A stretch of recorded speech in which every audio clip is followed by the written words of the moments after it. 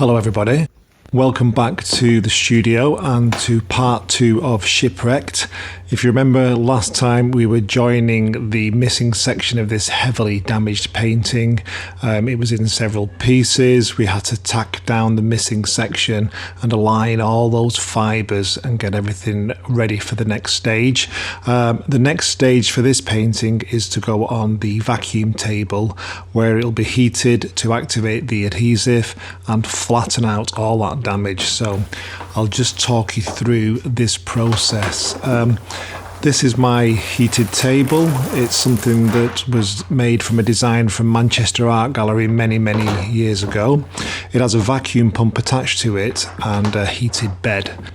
The first thing I'm going to do is cut some Melanex. This provides a non-stick envelope for the painting to sit in while it is being treated. The painting is going to be removed from the loom, so I'm just going to cut that down now and leave enough excess linen for the tacking edges. This loom's like very tight. It's quite easy to cut through, but it does kind of pop when it's off. You can see here that the painting has flattened down considerably using the heated spatula, but that was just to kind of keep it in place and align everything before it goes onto the table. So I'm going to transfer this over now and I'm going to have the painting face down. Because the painting's so flat, there's no impasto, I want a real nice smooth plane, so by having the painting face down it's going to weld that damage together and keep it nice and flat and smooth. So the latex blanket you can see is kind of a bit battered, but this forms the seal. So the upholstery tape there you can see attaches to the ports in the table. This sucks down the air from the envelope and the latex blanket keeps that nice and flat and forms the vacuum. So after the table's heated, you can see all the adhesive has warmed through. It's a really gentle heat. It's nothing that's detrimental to the actual paint surface. And then after an hour and a half or something like that, it's ready to remove. And then you can see the effect that the table has had on the picture plane. So all that adhesive has warmed through now, and you can see where the excess has just bled into the linen a little bit. And you can see now that the joins are nice and flat and secure and ready for the next stage. But let me just remove that Melanex from there and show you how it looks finished. I can still remember the first time I was shown how to reline a painting using this method, and it's magical. It really is. The whole process with the vacuum and the heat and flattening out those tears. But look at that now, those joins are just fabulous. Everything is lined up, everything's nice and smooth. So the next thing that I need to do is clean the painting and see what colours lie underneath. But I'm really pleased with how that has gone. I'm just going to remove a little bit of the excess adhesive from the surface of the painting now, because that will kind of interfere with my tests for the cleaning. So I'm just going to take off that film and get ready to do the tests for the clean. In the meantime, here's a couple of books I picked up from Barter Books in Alnwick in the new year when I knew that this painting was coming in. I wanted to research a little bit more about the ship in the picture, and we've already seen on the stretcher bars that it mentions that it's a man of war. A man of war was like Navy jargon for a powerful warship or frigate of the 16th to 19th century. It was usually reserved for a sailing ship armed with cannon. The rating system of the Royal Navy classified men of war into 6 rates, a first rate having the greatest armament and a 6th rate the least. So this book is all about building merchant ships, it's all about tonnage, it's all about masts and sails and different types. So I was just trying to identify or see if I could find an identification of this boat, but it does look like it is a warship. And then this other book caught my eye. Again, just some fabulous history on the different types of boats, and this has got kind of like what it was like to actually be on these warships, lots of first-hand documentation from sailors and drawings of the time and battles and different ships. So I've just really enjoyed reading around the whole subject and finding a little bit more about this kind of world. I think it's so exciting. If you think about these ships back in the day, we ruled the waves, and it must have just been so exciting. And I think that's the pull of a marine painting for me. It's that adventure, that excitement, and just the impressiveness of them. And a really good marine artist can capture all this in a painting. So yeah, I've enjoyed researching around this painting and seeing if I can find any more information out. Before I can do that, though, I'm going to restretch the painting and put it back onto its original stretcher. I'd just like to say thank you to one of my good patrons who sent me this gift. It's a magnetic tacking hammer. Never had one of these. It might take me a little bit of while to get used to it, but yeah, thank you so much for that. And there was another gift which I'll show you later on, but I do appreciate you guys. It's so nice to get things like this, and thank you very much to that Patreon as well. So yeah, I'm just going to continue stretching this now, attaching it to the original stretcher bars, just working myself around methodically. And then once it's on the stretcher, I'm going to trim those corners because I don't want an excess of lining fabric when it is framed, because it can gather and make framing a little bit more difficult or harder to fit the painting in. So I'm just going to trim those down. As you know, there's lots of different methods of doing this. This is just the way that I was shown, and it's a traditional method. A lot of the paintings that come into the studio that have been relined follow this process. This is the other little gift that I was given too. I think it's a staple remover, but it works excellent for tacks as well, so thank you for that. I'm just going to trim the excess linen now from the back of the canvas, and this will just give me a nice tidy edge. And I'm going to glue this down, so I'm going to be using a hide animal glue. Again, it's a traditional one.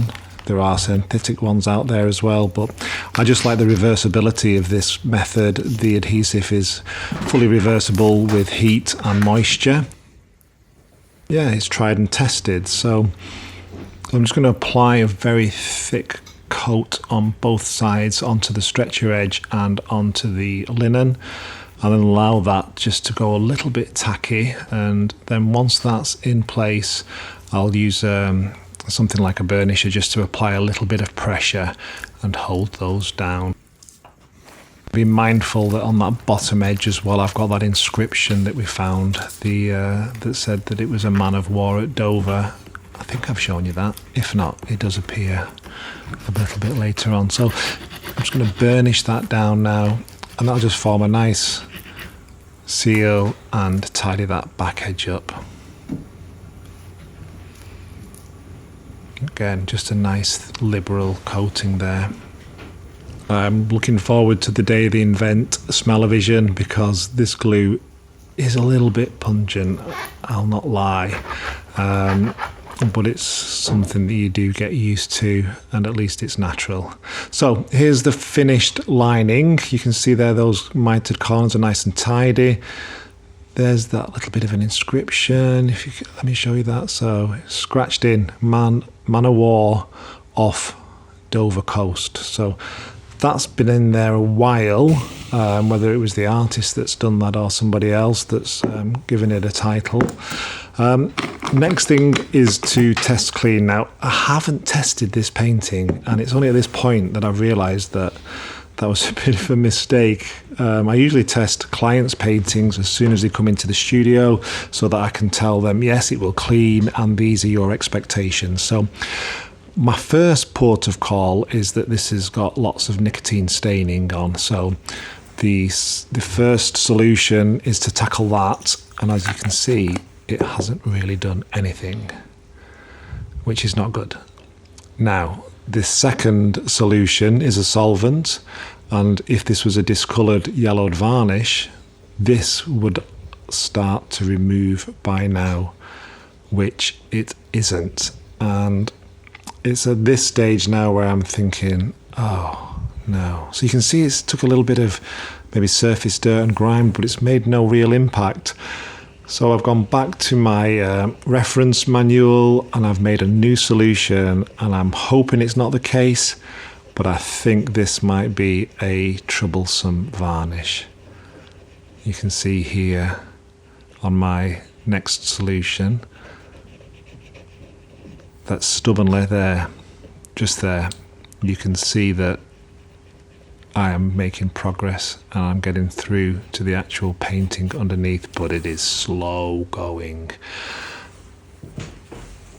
And I'm a little bit scared now because I'm thinking this could be something a little bit more ominous, and it could be that this painting has been covered in something that all restorers hate and dread. Right, that's disappointing. I think it's some kind of polyurethane or some different, it's not a damar or a resin varnish. I've had this in the past where you try your usual arsenal of cleaning, solvent and agents, and you think you're going to get a certain result and then you don't, so then you have to go back to the drawing board a little bit. And this seems to be, yeah, definitely some kind of polyurethane that it doesn't melt, it kind of peels, and it's peeling in the pattern of the canvas. So I think it's going to be a bit of a long drawn out process, this, which I'm a little bit frustrated about. Anyway, I'm going to do a couple more tests and just see if I can refine this mixture so that it's removing that varnish without too much physical abrasion, shall we say. So that's my plan of attack with this now. So I'm just going to try and refine that a little bit, and then I'll see if I can get a good process for cleaning that. But yeah, a little bit disappointing. I thought it was just going to be nicotine stain and it was just going to lift straight away, but unfortunately not, and this does happen. But the positive is that it can be removed. The negative is that it's just going to take a hell of a long time. So yeah, let's carry on.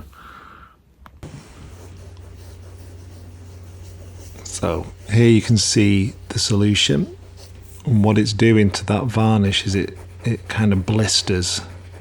And as it blisters, more of the solution goes underneath that varnish layer and softens it. And then once it softens, there's like a peak point where you can remove it. And if you're not quick enough, the solvent solution I'm using evaporates and the polyurethane varnish starts to harden again, and it reattaches itself to the painting. So it's just the worst. And I can remember the first time I encountered this like 20 years ago on a painting, and my mentor and the guy who taught me to clean showed me this solution, and you had to wait for it to blister, and then once it blistered you could see that it's ready to remove. So this is the brush end of my swab stick, and you can see here that it's separating that varnish, but then it will go hard again. So I'm pleased that it'll remove, but I know what lies ahead now, and it's not going to be an easy clean. It's not the clean I was looking for.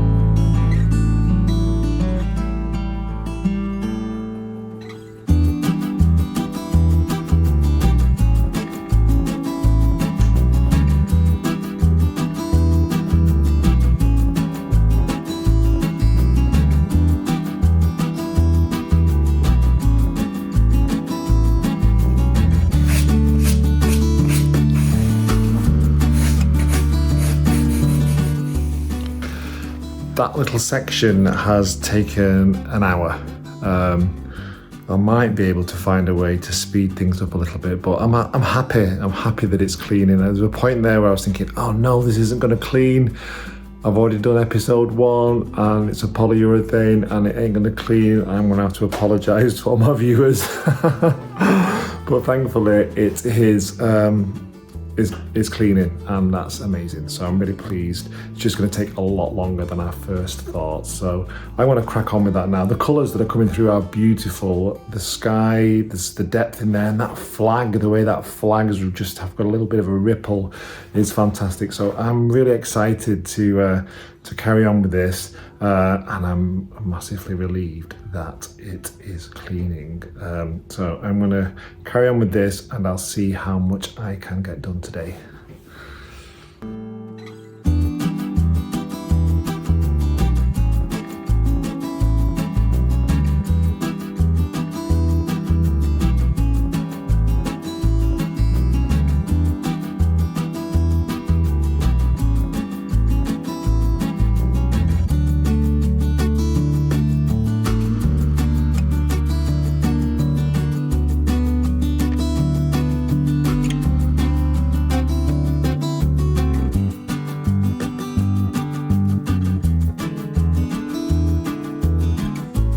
So I think this is probably about 6 hours in now. You can see I'm maybe halfway across the bulk of that painting. You can see some of the detail coming through, those little tassels on the sails. I don't know what they're called. It's getting very bright. I'm getting lots of bright colours coming through. I thought it'd be a little bit warmer toned, but yeah, solid progress now.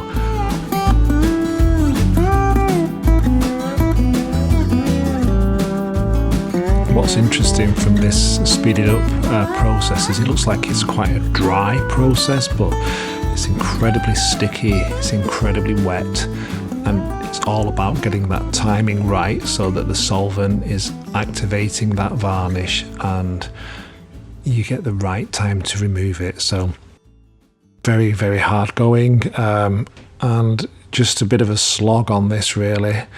But you can see great progress all the way across now, and some real nice details coming through. This is just a bit of a close-up. So as my process has developed during this clean, I found it best to flood that varnish layer, and you can see it start to wrinkle and raise. And then once it's raised, that's when you can attack, and that's when you can remove the bulk of those. They're like almost turn into varnish crystals.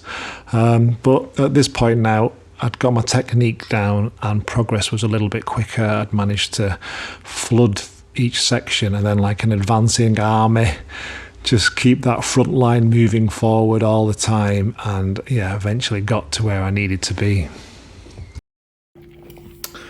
Right guys, I'm going to stop there for the moment because my shoulder is killing. I think I got a really good technique going there. So you could see that I was flooding that varnish layer, and then the solvent was kind of reacting and lifting that varnish, and it was crinkling. And if I left it the right amount of time, I could get really underneath it and then start to lift off those layers. But my right arm now is aching, so I'm going to have a bit of a break, see where we're up to, and then maybe carry on again. I really want to get this clean finished this week for you, and then next week we can start doing the filling and the retouching and start pulling it all together. But it looks fabulous. The colours, the way it's painted, the paint surface, the detail on those sails is amazing. Yeah, it's looking really, really good, and I'm pleased, and I'm glad that I've got that technique down now. So I've just probably got the bottom fifth to do of that picture, and yeah, I will endeavour to get that done today. Okay.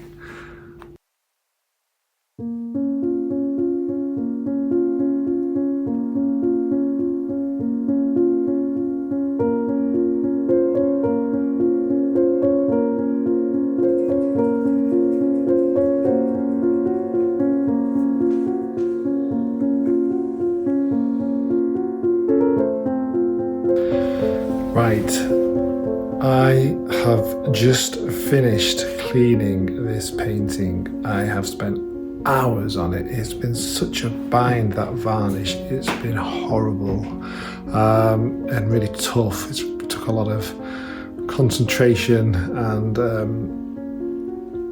effort to remove that varnish, but it looks so much better. And then as I've gone along, I've kind of been thinking this palette doesn't look quite right. The colours aren't as warm as I thought they would be. It's quite cold. There's limited warm tones, yellows and browns. It's almost very black and white, and I'm thinking, is this right? There's something not quite right about it. That sail that's billowing, that looks a little bit odd. The fishermen in the boat, again, it looks a bit amateur, a bit naive, and Carmichael was an established, amazing artist. So as I've been removing that yellowed varnish, it's been revealing itself more to me, and I think this is, well, I know guys, I've done a Google search and I have found out that this is a reproduction of another painting by another artist. I won't say I'm completely deflated, but I'm a little bit, oh, you're joking. Anyway, on that bombshell, come back next time and I will share my findings with you, and we will continue to restore this painting and get it to its former glory. Thanks for watching. I hope you enjoyed that, and yes, I'll see you on the next one. Thanks to all my new patrons. Great to see you. Thanks for your support. Thanks to my existing patrons for support. You guys make these videos possible, and I'm not completely downhearted. I'm just a little bit like, oh, you're joking. But anyway, it looks a lot better. And come back next week for more restoration, and we will be finishing off this painting, Shipwrecked. Okay guys, see you all soon. Cheers. Bye.